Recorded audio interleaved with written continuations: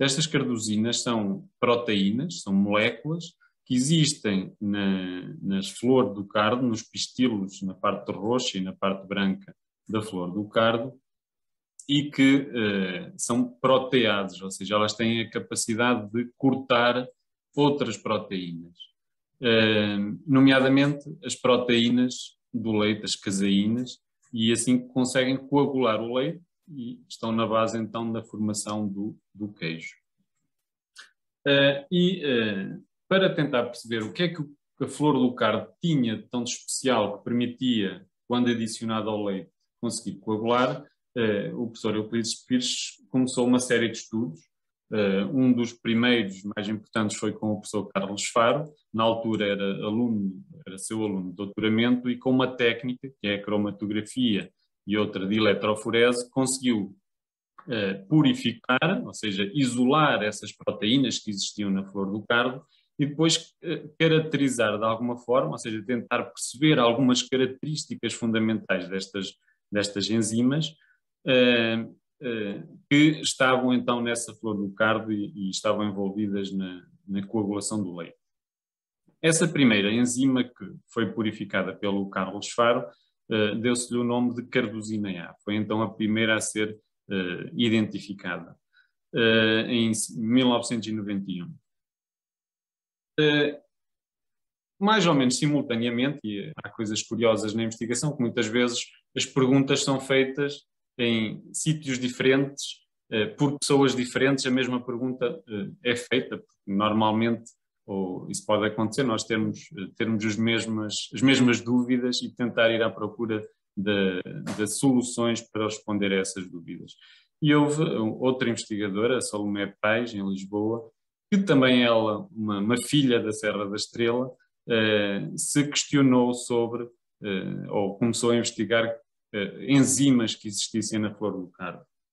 E esses trabalhos permitiram, em 1990, a descoberta de 3 novas enzimas com capacidade de coagular o leite, usando um protocolo de purificação muito semelhante ao que era utilizado para a purificação das cardosinas, mas que usavam diferenças tenues, mas significativas nesse processo, nomeadamente do pH que era utilizado para extrair essas enzimas da flor do cardo. Chamaram-lhe cinerases 1, 2 e 3, estas 3 enzimas. E então surgiram estes 2 grupos de investigação em torno destas enzimas coagulantes de leite em Lisboa e em Coimbra, e começaram então a fazer estes estudos transversais. Uma das conclusões ou das constatações que estes investigadores fizeram nestes 2 grupos é que flores maduras de diferentes locais, recolhidas em Portugal, mostravam uma variação na atividade proteolítica, ou seja, na capacidade de cortar as tais proteínas do leite que permitem fazer o queijo, e que por isso isto parecia indiciar que cardos diferentes, de regiões diferentes, podiam conter enzimas proteolíticas diferentes e por isso podiam, de alguma forma, influenciar as características do queijo que resultava da utilização desses cardos. Este era um primeiro indício da importância do conhecimento da composição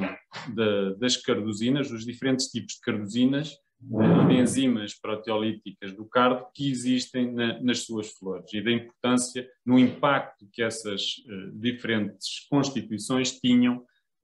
no produto final. Mais tarde, em 1995, outra investigadora, aluna do professor Euclides, Paula Veríssimo, descobre uma outra enzima, que chamou cardosina B, publicando também o seu protocolo de purificação. Esta enzima verificou-se também neste trabalho que esta enzima tinha uma maior ação proteolítica, ou seja, tinha uma capacidade maior de cortar as proteínas do leite, originando pedaços mais pequenos, ou seja, ela cortava de forma mais vigorosa, do que a carnosina A, era mais rápida a fazê-lo e também originava pedaços mais pequenos, e isso também tinha impacto nas características do leite. Esta diferente atividade que esta outra carnosina tinha. E verificou-se também que havia um certo paralelismo destas carnosinas com as enzimas que existiam no estômago de animais ruminantes. Por exemplo, à semelhança da quimosina que existe no estômago dos mamíferos jovens, que apresenta uma atividade proteolítica adequada para degradar as caseínas do leite, enquanto eles mamam, tem que ter estas enzimas mais direcionadas para isso, e depois os adultos têm mais a pepsina, que tem uma atividade proteolítica adequada para degradar de forma muito mais extensa, mais vigorosa, outras proteínas que são adquiridas pela alimentação destes animais. Da mesma forma, também tínhamos uma carnosina A com uma atividade mais ligeira e uma carnosina B com uma atividade mais vigorosa e mais extensa do que a carnosina A. Ou seja, nós na flor do cardo conseguimos reunir enzimas que apresentam características que assemelham a estas duas enzimas animais e que os animais usam na sua digestão.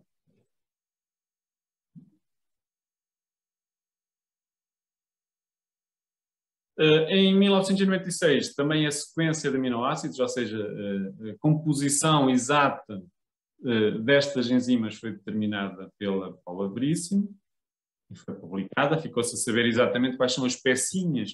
que constituem cada uma destas enzimas, as suas diferenças estruturais entre a carnosina A e a carnosina B também. Ligeiramente mais tarde, 2 ou 3 anos depois, foi inclusive determinada a estrutura tridimensional destas enzimas por uma técnica que é a cristalografia de raio-x, foi inclusive a primeira protease, a primeira enzima vegetal cuja estrutura tridimensional foi determinada por esta técnica em todo o mundo. Isto deveu-se também a algumas circunstâncias especiais. Já aí o cardo era diferente e tinha potencial para este tipo de estudos, também diferente de outras plantas. Nós conseguíamos obter uma grande quantidade de proteína destas carnosinas, estavam muito concentradas, constituindo cerca de 60% da proteína total no extrato aquoso das flores do cardo, e também o processo de extração era muito simples, ao contrário de outras proteínas cujo processo de extração é muito complexo, e por isso isto fez com que fosse fácil, ou mais fácil, fazer este tipo de estudos estruturais e de caracterização, que muitas vezes é moroso e tecnicamente muito desafiante. No caso do cardo, ele facilitou a vida aos investigadores e disponibilizou material em quantidade e qualidade para que se fosse feita estes estudos. Depois era uma proteína também são proteínas muito estáveis. Eu posso dizer que ainda hoje em dia uso nas minhas aulas de bioquímica como proteína tipo que nós estudamos nas aulas de bioquímica, e uso proteínas que tenho armazenadas já há 20 anos e elas mantêm a sua atividade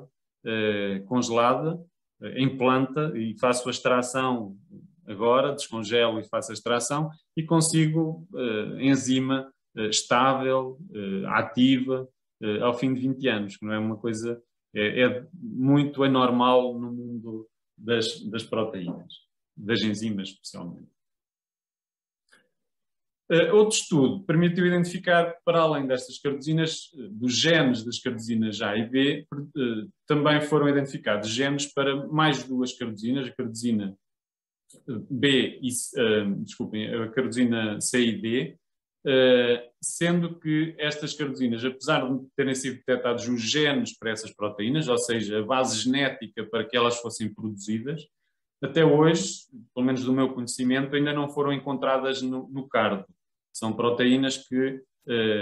têm o potencial de existência na planta, no material genético, nos genes dessa planta, mas depois não foram ainda encontradas no material biológico, ou seja, como que não são passadas